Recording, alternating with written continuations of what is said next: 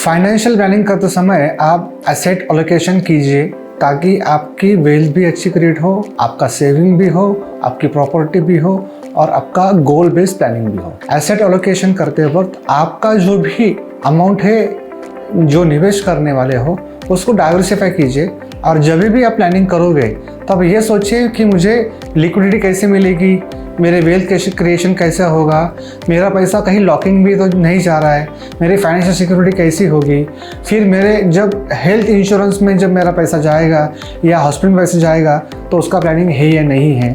नहीं तो अपने पास पैसा होगा बट वो लॉकिंग में होगा और लॉकिंग में होने के बाद अपना ही पैसा हमको नहीं मिलेगा यूज़ करने के लिए, वो प्लानिंग नहीं होती है। जैसे कि बहुत सारे लोग बहुत सारी लाइफ इंश्योरेंस पॉलिसी निकाल के रखते हैं 15-15 साल 20-20 साल, 6% पे उसका रेट ऑफ इंटरेस्ट आपको मिलता है 15 साल के बाद। उसमें तो आपका आजकल तो कार भी नहीं आता है। सेम आप जब फाइनेंशियल प्लानिंग करते हो तो आपको देखना है लिक्विडिटी कि मुझे लिक्विडिटी कैसे मिलेगी, कि मैं कोई फ्लैट ले रहा हूँ या कोई इमरजेंसी फंड है या नहीं है, या फिर मुझे मेडिकल इमरजेंसी आती है तो इमरजेंसी फंड या नहीं है।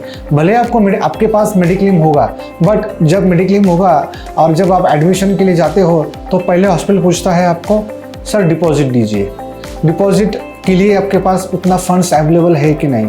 सेकंड थिंग, जब आप कोई गंभीर बीमारी या क्रिटिकल इलनेस से जूझते हो और जब आप डिस्चार्ज होके आते हो तो आपको रेगुलर मंथली एक्सपेंसेस होते हैं, जो मेडिसिन है, कुछ टेस्ट है, कुछ केमोज है, तो उसके लिए भी आपके पास फंडिंग है या नहीं। क्योंकि मेडिक्लेम में क्या होता है, आपका एडमिशन टू डिस्चार्ज कवर होता है, डिस्चार्ज के बाद मैक्सिमम 180 डेज तक कवर होता है। 180 डेज के बाद क्या, 180 डेज के बाद आपको लगने वाली मेडिसिन, जो टेस्ट है, ओपीडी है, वो तो आपके कवर कोई भी मेडिक्लेम कंपनी नहीं करती है। तो उसके लिए इमरजेंसी फंड है या नहीं है वो भी देखिए।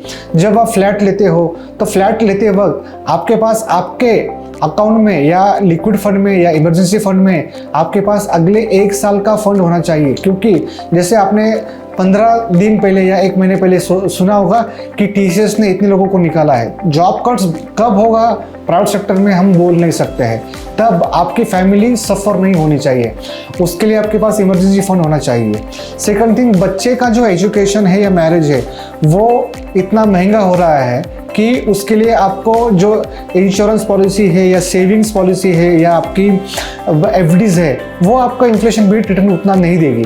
तो उसके लिए आपने कुछ प्लानिंग किया है या नहीं किया है। ऐसे सारी योजना, ये जो प्लानिंग है, इसके लिए आपको फाइनेंशियल प्लानिंग की ज़रूरत है। और ये जब ज़रूरत है तब आपको आपके फैमिली मेम्बर के साथ विथ एडवाइज़र के साथ बैठ के वो प्लानिंग करना चाहिए।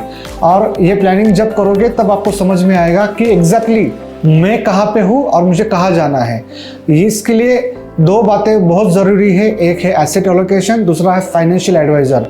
और ऐसे फाइनेंशियल एडवाइजर के लिए आप हमें कॉल कर सकते हो, हम आपकी वेल्थ क्रिएट करके देंगे, प्लस आपकी जो भी नीड्स है फाइनेंशियली जो फ्यूचर में लगने वाली है उसके लिए हम आपको सहायता करेंगे। और ऐसी सहायता के लिए आप हमें कॉल कीजिए। Thank you.